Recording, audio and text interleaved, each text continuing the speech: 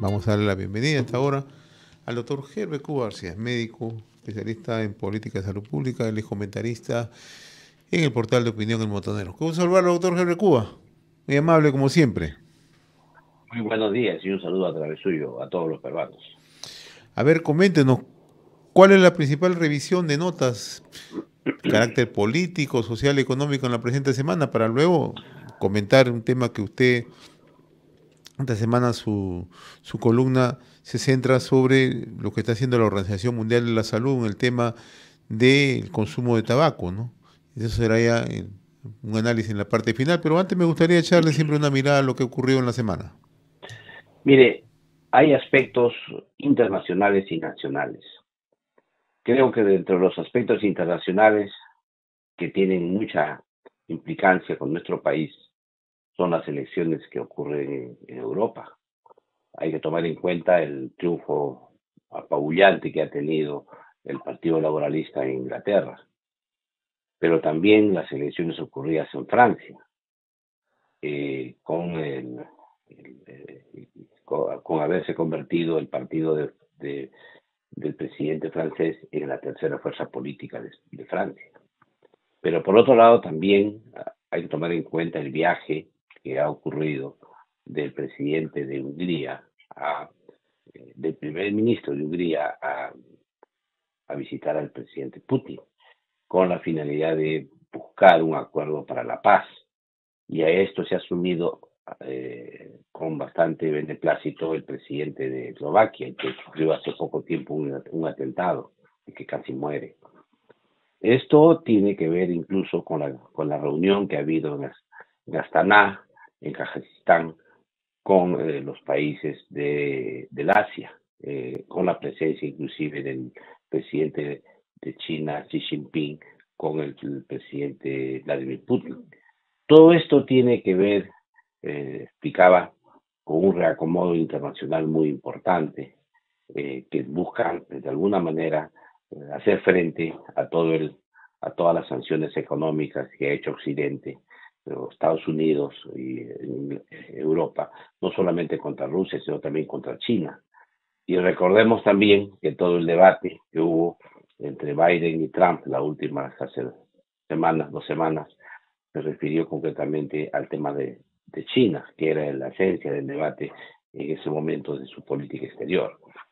En consecuencia, el mundo está muy movido, hay un reacomodo importante de fuerzas, los conflictos tanto de Ucrania como de Israel mantienen el foco caliente, digamos, de la guerra y la política, pero sin embargo a nivel internacional hay un reacomodo político que tiene que ver con nuevas fuerzas en Europa que emergen frente al nuevo estado de cosas y por otro lado un alineamiento geopolítico en torno a Eurasia, digamos.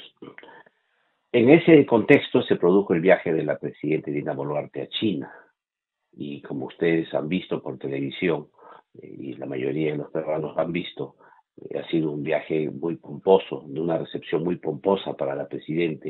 La han recibido con, como se dice, con bombos y platillos y esto significa una buena noticia para el Perú, porque en cierta manera es el nivel que le dan al Perú en este tema para el gobierno chino. Motivos sobran, digamos, ¿no? Que somos un país que tiene muy buenas relaciones con China, no solamente con la China actual, sino con la China inclusive antes de cuando, la China imperial. Es un país que tiene muchísima inmigración china y por otro lado somos socios comerciales ya con un tratado de libre comercio del año 2010 que ha generado que el Perú sea un socio comercial importante, con grandes inversiones que tiene China en el Perú, como es el tema minero, el tema de la pesca, el tema de puertos ahora, etcétera. Y eléctrico, ¿no? China tiene las dos grandes empresas eléctricas de Lima Metropolitana, están a cargo de China. En consecuencia, cada día el comercio con China es mayor tenemos más de 24.000 millones de exportaciones a China, aunque nosotros importamos menos de China, solamente 13.000 millones. En consecuencia, hay un espacio muy favorable para el Perú para poder mejorar nuestras relaciones en ese rubro. Por otro lado, también hay que señalar que dentro de todo este juego geopolítico que hemos explicado con anterioridad, para China es sumamente importante tener una puerta de entrada natural, porque somos también parte de la ruta de la seda, por ley, en el Perú está aprobado, y por lo tanto entonces tenemos el ingreso del puerto de Chancay y otros puertos, el de Marcona, y quizá el puerto de Corío, si es que los empresarios americanos u otros países no se animan a invertir ahí, con los que no va a convertir pues, en una relación muy estrecha. Pero para lograr estas inversiones se requiere un shock de inversiones al interior del Perú. No es posible pues, sacarle provecho al puerto de Chancay si es que Perú no mejora sus medios de comunicación al interior del país, sus normas, sus reglas, no crean zonas francas de comercio, no se dan beneficios tributarios para la importación de productos, etcétera, etcétera. Todo esto tiene una implicancia enorme y creo que esta visita que ha tenido la presidenta de China tiene lugar a poner los puntos que tiene el Perú con los puntos que tiene China, y al margen de los convenios que ahora se han firmado, que son como 9 convenios que se han firmado, estos van a multiplicarse debido a que en noviembre, cuando se inaugure el puerto de Chancay, se van ya a materializar una serie de conversaciones que se han tenido en esta visita que se en la República Popular China. Lo cierto es que ya la clase política peruana se ha acostumbrado al tema, ya discuten unos sobre el tema de las zonas comerciales francas, unos hablan de cuál va a ser la motivación inicial, va a ser solo privada, va a ser público-privada, etcétera, etcétera, pero la idea que se ve aquí realmente es que se nos viene un show de inversiones obligatorio para poder cumplir con lo que, con las expectativas que se ha formado tanto el gobierno chino como el gobierno peruano para América Latina. Por otro lado, también hay que tomar en cuenta que este viaje ha sido un viaje plural, no solamente ha viajado el Estado, digamos, sino han ido los empresarios, que a su vez han tenido reuniones bilaterales con empresarios chinos. Y esto, como es lógico, va a dinamizar la economía. En el detalle, es probable que se discute algunos temas, ¿no? Algunos temas que puedan afectar a nuestra economía y otros temas que la favorezcan. Entonces, esos temas son precisamente en materia de negociación. Hablamos aquí del tema de los textiles, por ejemplo, cuál va a ser la implicancia en el Perú, u otros temas comerciales, no, más que todo de agroexportador, cuando deberíamos, y minero, cuando deberíamos pasar a otras áreas de exportación, no solamente a estas dos áreas fundamentales. Pero creo que esos temas son los que van en el detalle de estos convenios que probablemente hasta noviembre de este año se afinen y se mejore esa relación con China. Por otro lado, también me queda en la retina el momento en que la presidenta Dina Boluarte viajó a los Estados Unidos y el expresidente Biden la recibió en el pasadizo, le dio la mano y se burlaban de la foto, decían, bueno, dígame usted, en realidad la recibió, no la recibió, oficialmente no la recibió, no, sí la recibió, etcétera, etcétera. Un desplante realmente, no a Dina Boluarte en el fondo, porque Dina Boluarte es una presidenta y que va a ser transitoria, que va a cumplir su mandato dentro de 2 años. Fue un desaire realmente al Perú que se hizo en esa visita oficial, que contrasta enormemente con el recibimiento que ha tenido la presidenta Dina Boluarte en China. Y creo que esto muestra cómo marchan las relaciones económicas en el mundo, cómo se están realineando los bloques políticos, y en ese escenario la situación de la diplomacia peruana tiene que ser sumamente perspicaz, ágil, inteligente, para evitar caer en un triángulo amoroso que nos pueda generar conflictos en el Perú. Ese es el tema referido a la visita oficial de la presidenta Dina Boluarte. El otro tema que yo quería ponerle sobre la mesa, doctor Cuba, es ya se van conociendo las incorporaciones políticas, ¿no? Hoy el diario El Comercio informa que, por ejemplo, quienes fueron allegados, quienes estuvieron muy cercanos al presidente, al expresidente Pedro Castillo, se están incorporando a Podemos Perú, de José Luna Gálvez, ¿no? Y así podemos citar. Ayer hemos visto que Renovación Popular ha incorporado a dirigentes de los movimientos regionales, entre ellos a Freddy Braco, que era el presidente de la Asociación de Movimientos Regionales, a Renovación Popular, ¿no? Estamos viendo también hace unos días cómo ya se anunciaba la posibilidad de que Juntos por el Perú vaya en una alianza con Antauro Humala. Hernando de Soto ya habla anoche en una entrevista en Radio Programa de que va a ser candidato a la presidencia de la República. ¿Cómo está mirando usted este escenario, doctor Cuba? Esto es un tema complejo porque aquí hay intereses políticos claros que se puede cosechar de un lado o de otro. Por ejemplo, si uno se preguntara, ¿a quién favorece la dispersión del voto? Esa es una primera pregunta. No es que lo hagan intencionadamente, digamos, yo no quiero ver aquí intenciones, sino que quiero aquí analizar resultados. ¿A quién favorece la dispersión del voto?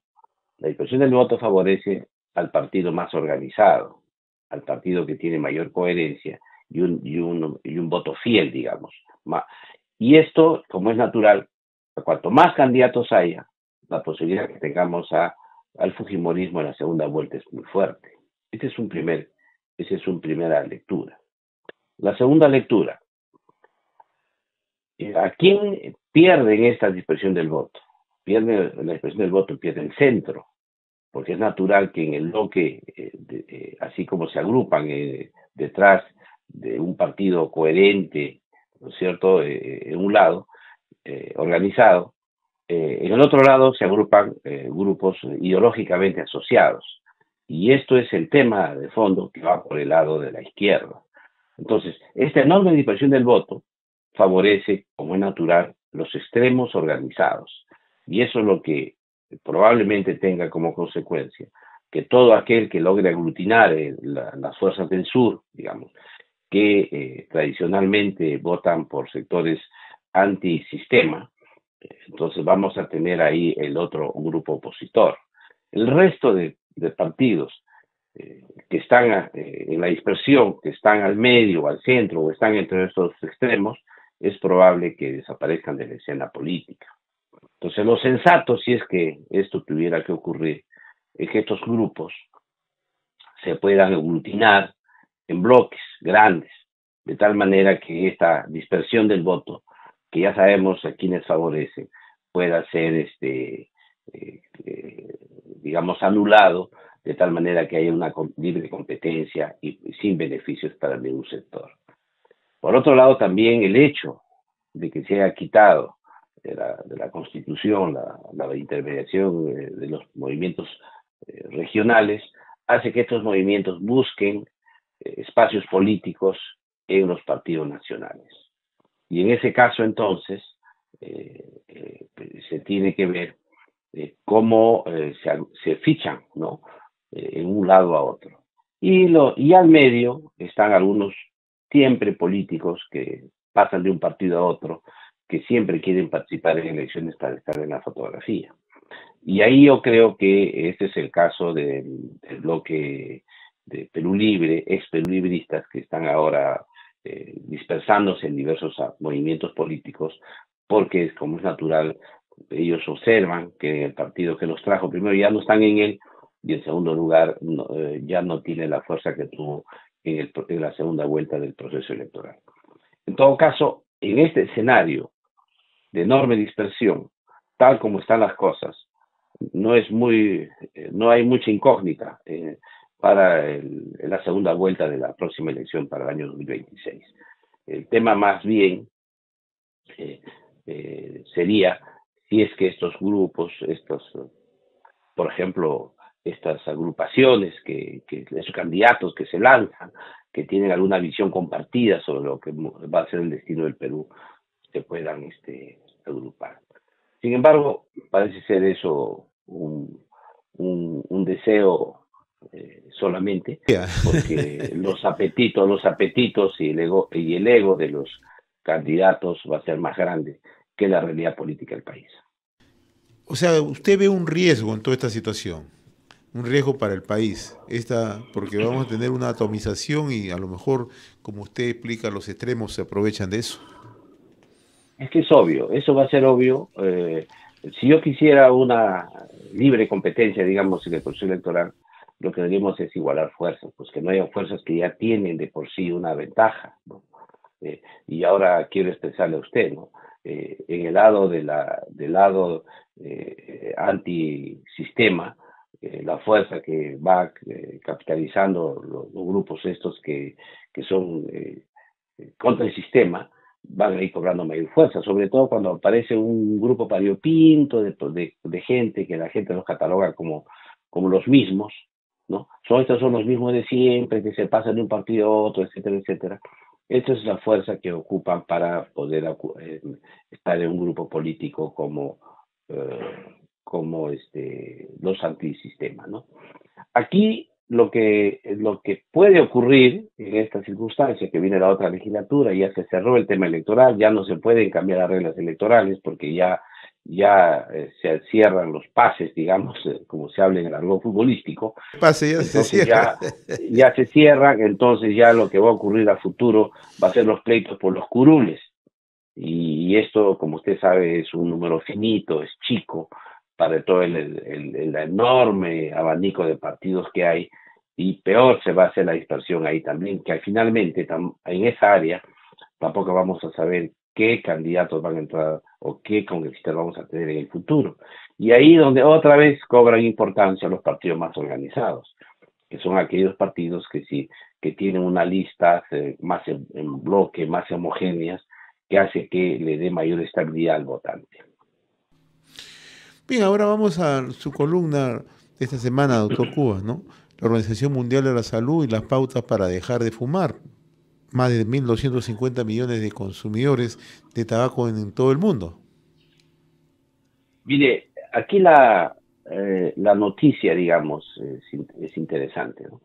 Por un lado, todos sabemos que el tabaco es dañino para la salud. Hay una serie de cánceres que da el tabaco, otras enfermedades pulmonares, etcétera. Y esto es un tema de salud pública. El mundo entero lucha con el tabaquismo, pero también los propios fumadores luchan contra el tabaquismo. Y ahí la nota es que de 1.250 millones de seres humanos que fuman, 750 millones quieren salir del tabaco, quieren dejar de fumar. Y claro, siempre los consejos es mucha fuerza de voluntad, a veces dicen comer algo, tomar un caramelo, otros dicen pensar 10, 30 segundos antes de fumar otro es hacer deporte, otro es distraerse, otro es tener siempre terapia psicológica, ayuda, etcétera. La Organización Mundial de la Salud para esto ha agrupado tres grandes grupos. El primer gran grupo es el tema de cambio conductual, con ayuda de profesionales de la salud para que esto ocurra y para que dejen de fumar. El segundo grupo es la intervención por sistemas electrónicos, como por ejemplo llamadas telefónicas, el WhatsApp, las redes sociales, por decir, el Internet, donde haya mensajes para estas circunstancias, o si no, en el momento que tienes ganas de fumar, llamar a hacer una llamada telefónica a un profesional para que te converse, te explique que esto y tú puedas mantenerte sin fumar, digamos, en el momento que sea imperioso fumar. Y el tercer grupo tiene que ver con algunos medicamentos, que es la novedad, digamos, que aporta estas pautas que da la Organización Mundial de la Salud. Y aquí hay una serie de medicamentos que se han descrito, eh, que señalan que esto puede interferir en el cerebro, ¿no? Para que eviten la sensación agradable que tiene el cigarrillo. Y esto, evidentemente, favorece que se deje de fumar. Y ahí han dado varias pautas, unos que son para bloquear a nivel cerebral eh, el, la sensación agradable del cigarrillo, y otros que son inclusive con la propia nicotina, son parches de nicotina, son pastillas de nicotina, etcétera, con la finalidad de ir quitándole los elementos dañinos que tiene el cigarrillo. Esto señala la Organización Mundial de la Salud, que esto debería ser una mezcla, o sea, es decir, lo óptimo sería que estos tres aspectos, los aspectos conductuales, los aspectos de redes sociales, comunicación electrónica, más los medicamentos, se ofrezcan todos en un programa, en un plan, en un servicio, en cada uno de los establecimientos de salud, que en lo posible sean gratuitos o quizá muy bajo costo, con la finalidad de que la población que desee dejar de fumar tenga ayuda para poder salir del paso. Esta posición, que ha sido dada el 2 de julio de este año, es novedosa porque plantea ya la creación de un área en los hospitales, en los centros de salud, para poder ayudar a la gente que quiere dejar de fumar.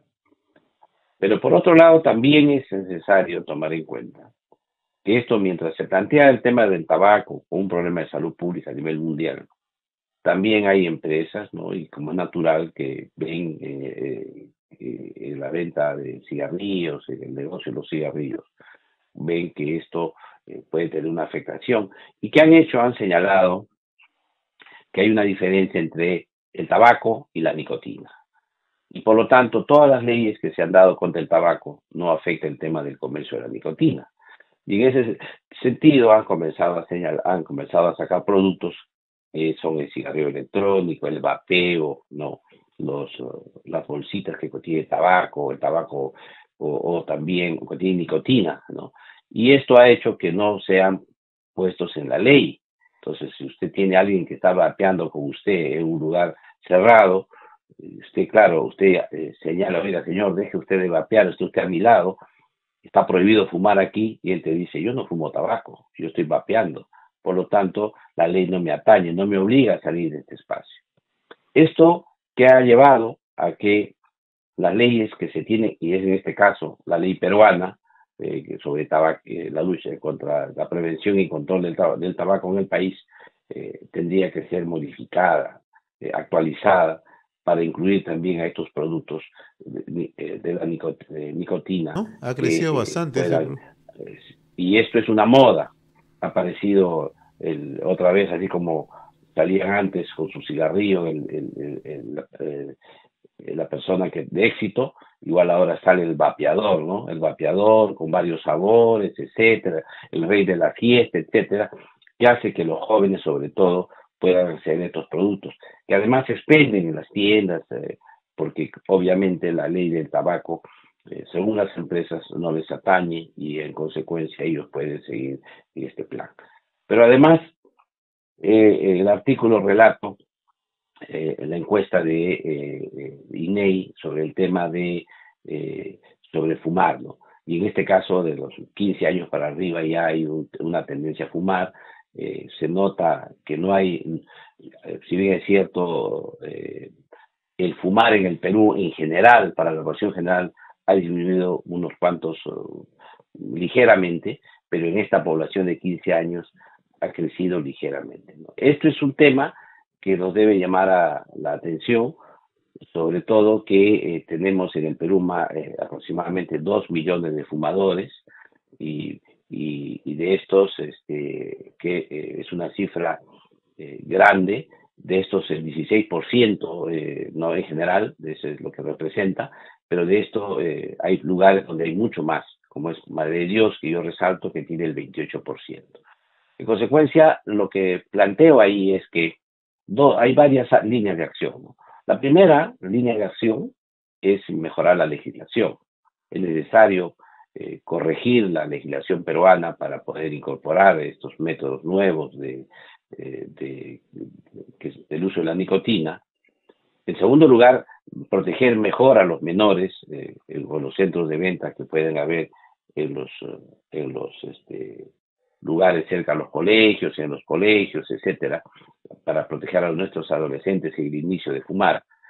Y el tercer lugar es de una vez implementar, por lo menos como plan piloto, algunos de estos centros que hagan accesible estas nuevas recomendaciones, estas nuevas pautas que da la Organización Mundial de la Salud. Hay que tomar en cuenta que hay muchísimos fumadores que quieren dejar de fumar. Y yo reitero la cifra que da la Organización Mundial de la Salud, que de 1.250 millones de fumadores que tienen, 750 millones quieren dejar de fumar. Y es una adicción muy potente, muy fuerte, y por lo tanto las estrategias que hagamos siempre son importantes, siempre son pocas, porque la adicción es fuerte. Aquí también hay que señalar que no solamente cuidamos en la salud de la persona individualmente que fuma, sino también a la familia, al fumador pasivo, lo que se conoce, o también a la comunidad y el medio ambiente, la contaminación ambiental y todo lo que se deriva de eso. Y finalmente el erario público, porque todo esto representa finalmente gastos que se cargan a todos los peruanos a través de nuestros impuestos. En consecuencia, lo que hace el artículo es poner el foco en un tema que ya el Congreso de la República debería tomar en cuenta para nuevas leyes a futuro, que estos van a tener gran impacto en la salud pública y sobre todo en la protección de nuestros escolares, nuestros adolescentes, nuestros estudiantes universitarios hacia el futuro. Doctor Roger de Cuba, como siempre yo le agradezco la amabilidad de haber compartido estos minutos a través de este diálogo habitual, este diálogo sabatino con la semana en RCR. Ha sido un gusto conversar con usted como siempre, muy amable. Muy agradecido una vez más.